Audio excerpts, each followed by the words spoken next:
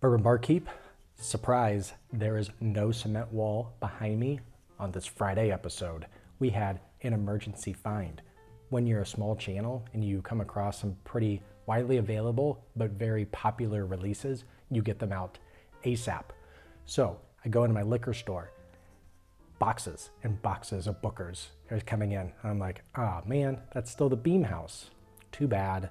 And then this kind lady was like, oh no, this is the new one. And I said, yes, please. I then get on the phone to Noah and say, come on over. We got a Bookers to film. He says, I'm in Wichita. Be right there. So now he's driving and I'm just too excited. So here I am. I'm just going to put it out and we'll just see how angry he is.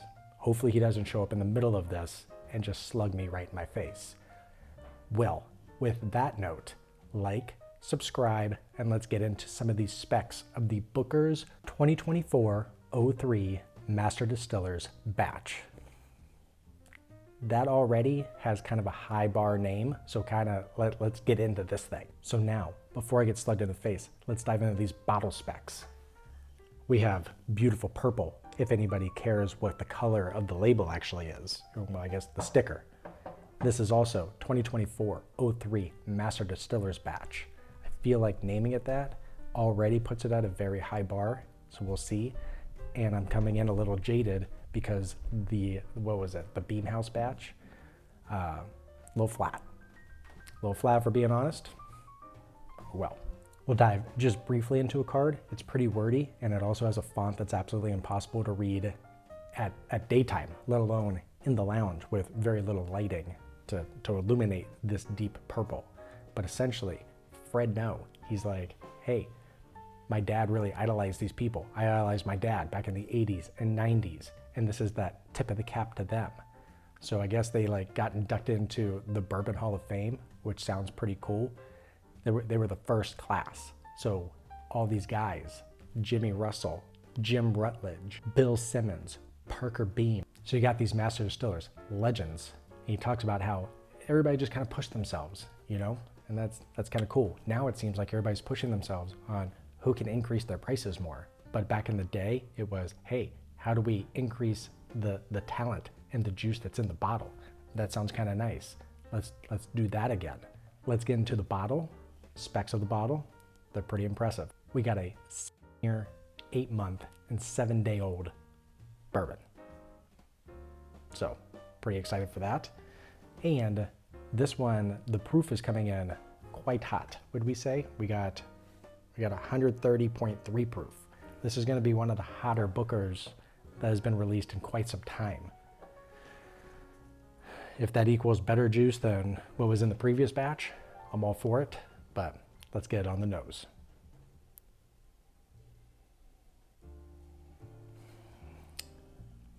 I mean, it's your typical Bookers to where you got this really nice brown sugar. That oak does come through. Let's see, we got some cinnamon, the peanut butter. Yeah, it's like a sweet peanut butter. This one doesn't smell as salty as the last one, so I'm already kind of encouraged. Ooh, it's like a nice lemon peel coming out of there. Yeah, undeniable. It's maybe like a lemon meringue pie type of thing. There is a nice little vanilla note in there to where you could tell me it's kind of that nice kind of crusted meringue, if you will.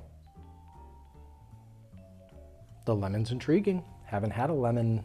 Well, I've had a lemon, not in a Booker's before. Pretty nutty, slight chocolate in there, but that lemon, maybe it's because I'm just so surprised by it, is actually kind of strong to where I get that it's 13% rye, but this is drinking a little higher, well, not drinking, but smelling a little higher rye than what the 13% would allude to.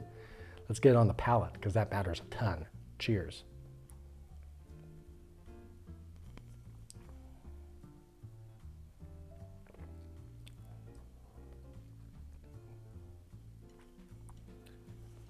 There's some girth to it. Wow. Ooh, that heat builds. All right. Yeah, that's drinking 130. Whew. Good for you. Fantastic Booker's profile to where you have this really nice nuttiness, that lemon meringue, or at least that lemon filling, still kind of starts to come through. A lot of caramel, a lot of brown sugar. The nuttiness is definitely there. Slightly less sweet than what the nose kind of alluded to, but still not into the salt, the salt shell of the peanut from the last batch.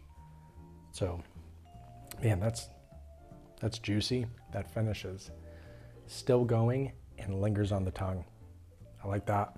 My tongue is still kind of zinging, but the finish, I just feel it like settled in my stomach at this point. So that's kind of a fun feeling. This is definitely something that you're gonna wanna pop in January. Sip 1, hot. Let's see if sip 2 is just as hot. Kind of expecting it with it being that type of proof, but you know, how much sits on the tongue? How much cinnamon is there? And there was a lot in the first one. Let's see. Sip 2, still hot, still a decent amount of cinnamon, and I don't think there's too much else that started to come out. I mean, there is this intense, deep, rich sweetness to it that I have been missing from really the first 2 batches of this year. Felt like Springfield was a bit more floral. Still have all the Booker's notes, but there was like this floral note to it. Batch 2, as I've alluded to, just a salted peanut. Once again, didn't love it. This one, it kind of goes, it's definitely a lower tier of kind of what this Booker's Reserves was, where it was kind of that sweetness that everybody was asking for.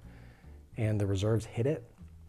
This is kind of like that poor man's Reserves in my mind, to where you have that maple syrup, this rich caramel and butterscotch, but it's not as complex as the Reserves. Let's tone it down a bit, so don't go wild, but very, very good, very impressed. I feel encouraged by where we're at. It gives me hope for what batch 4 has, after being slightly, mainly underwhelmed by batch 1 and batch 2. I wouldn't say I'm like die-hard Booker's guy, but I have them. I appreciate them. Is the $100 getting to be a bit much? Yeah, it is, especially when you're still talking about just 7 years. So older, highest proof we've had in a long time, and it's a really damn good bottle. So on Bourbon Barkeep, we do 2 sets of scoring here. We do senses. What did we enjoy? The whole experience, nose, palate, all the fun stuff.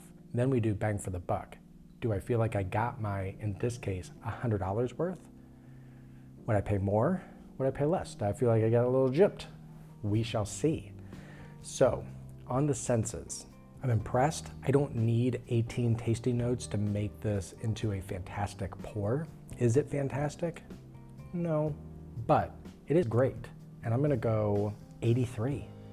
I really enjoy it. I like the richness that's there. It does kind of go into that little bit of candy bar as it's kind of sat here on my tongue. You still get kind of like this nice dark chocolate to it. There's a slight bitterness, but kind of in a good way. Maybe that barrel char and chocolate are kind of just, you know, coming together.